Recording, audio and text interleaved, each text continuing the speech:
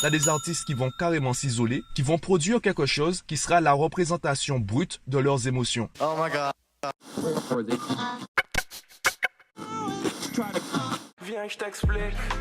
Yo, l'épisode du jour sera assez court. Là, je m'apprête à commencer un cours et je voulais quand même partager rapidement ma réflexion à chaud. C'est concernant en fait la communication. Donc, tu vois que je parle essentiellement de communication dans ce podcast, car les liens qu'on tisse avec les autres vont s'améliorer ou se détériorer en fonction de la qualité de notre communication avec eux. Et parfois, le problème, c'est juste que le vase, il est plein, voire il déborde. On a trop d'émotions, on passe à travers tellement d'émotions en même temps qu'on a juste envie d'en parler. On ne cherche pas forcément une solution. On a juste envie d'extérioriser ce qu'on pense. La pire situation qu'on peut rencontrer à ce niveau, c'est de se dire qu'on n'est pas censé, on n'est pas autorisé à ressentir ce genre d'émotion. La société ou notre éducation nous a enseigné des codes, nous a enseigné des interdits. On peut ressentir l'interdiction par exemple, de se plaindre lorsqu'on pense aux personnes qui ont moins de chance que nous. Est-ce que pour autant, on peut nous refuser le droit de nous sentir mal dans certaines situations? Le véritable problème dans notre façon de gérer les émotions, c'est justement qu'on n'essaye pas de les gérer. On va les refouler, on va les nier. Et je me rappelle d'un cours de biologie sur les volcans, c'était au collège,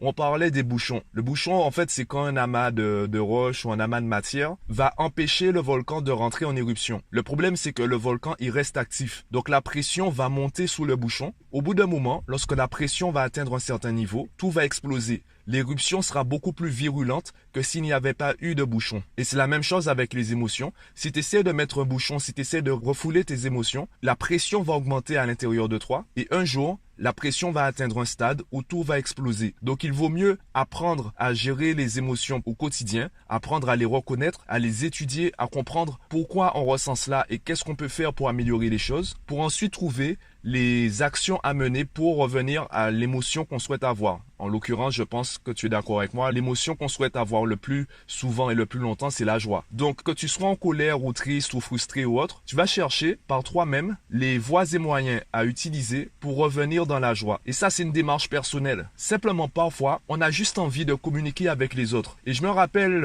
avoir lu certains livres qui parlaient des relations amoureuses, donc la différence entre les hommes et les femmes. Et on disait, il y avait en fait la distinction, les hommes, c'est un peu l'homme à la maison, celui qui doit toujours trouver une solution, qui doit toujours trouver une façon d'arranger les choses. Et la femme, en fait, elle est cataloguée comme la personne qui veut juste parler. Elle cherche pas forcément une solution à son problème, elle veut juste communiquer. Donc d'un côté, tu as le bonhomme débrouillard qui a une solution pour tout, et de l'autre côté, tu as une femme qui est cataloguée comme un individu qui est là pour la parlotte. Je pense pas que les choses soient aussi tranchées que cela. Je pense qu'on a tous besoin à un moment de conseil, on a tous besoin à un moment de solution, et on a tous besoin à d'autres moments de simplement discuter, de simplement vider un peu ce vase. Pas forcément le vider complètement, juste assez pour qu'on puisse reprendre le contrôle de notre vase. Je prends l'exemple des artistes qui ont une façon assez intéressante de gérer ce débordement d'émotions. Tu as des artistes qui vont carrément s'isoler, qui vont produire quelque chose qui sera la représentation brute de leurs émotions. Quand tu vas regarder ou écouter ou simplement toucher l'œuvre d'art qui va en résulter, tu verras exactement par quoi l'artiste est passé pour produire cela. De la même façon, tu peux le remarquer dans les expositions. Il y a des personnes qui sont insensibles à ce type d'œuvre. Ils ne vont pas comprendre qu'est-ce que l'artiste a voulu dire et par quoi l'artiste est passé. Et c'est ce problème au niveau de l'empathie,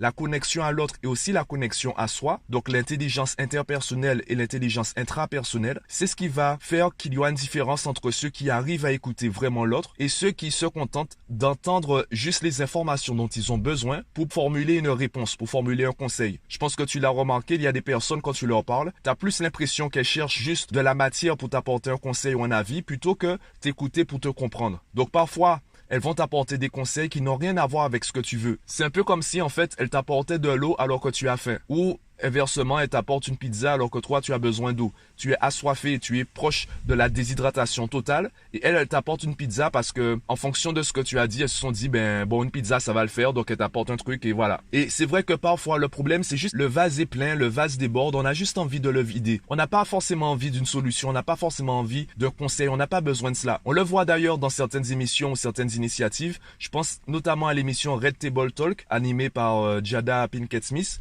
où elle fait intervenir des femmes qui vont parler de des situations qu'elles rencontrent, et ce sont parfois des situations embarrassantes. Et nous, lorsqu'on regarde non pas toute l'émission, simplement une partie, on va se mettre à interpréter la partie qu'on a vue d'une certaine façon, et on va la mettre dans un contexte qui ne répond pas forcément aux besoins de la personne qui a parlé. On va analyser ce qu'elle dit et pas forcément ce qu'elle a voulu dire, quels sont les besoins qu'elle a voulu mettre en avant. Et on a besoin de ce genre d'émission. Même si cela dérange, même si ce n'a pas le bon timing, on a besoin que des personnes nous montrent que c'est normal, surtout des personnes qui sont influentes ou des personnes qui ont atteint certains succès. On a besoin aussi de les entendre nous dire, en fait, c'est normal que vous ressentiez telle ou telle chose à certains moments, puisque nous aussi, on les ressent. Nous aussi, on passe par les mêmes problèmes que vous. Les mêmes problèmes existentiels, les mêmes problèmes sentimentaux ou émotionnels. On passe aussi par cela et on a parfois du mal à les gérer. Et c'est pour cela qu'on en parle aujourd'hui, pour trouver peut-être un soutien parmi les personnes qui sont passées par les mêmes choses que nous. Bon, je risque d'être en retard pour mon cours, je m'arrête sur cela pour aujourd'hui. Dis-moi ce que tu en penses aux commentaires, quel est ton avis. Abonne-toi à la chaîne et moi je te dis à bientôt.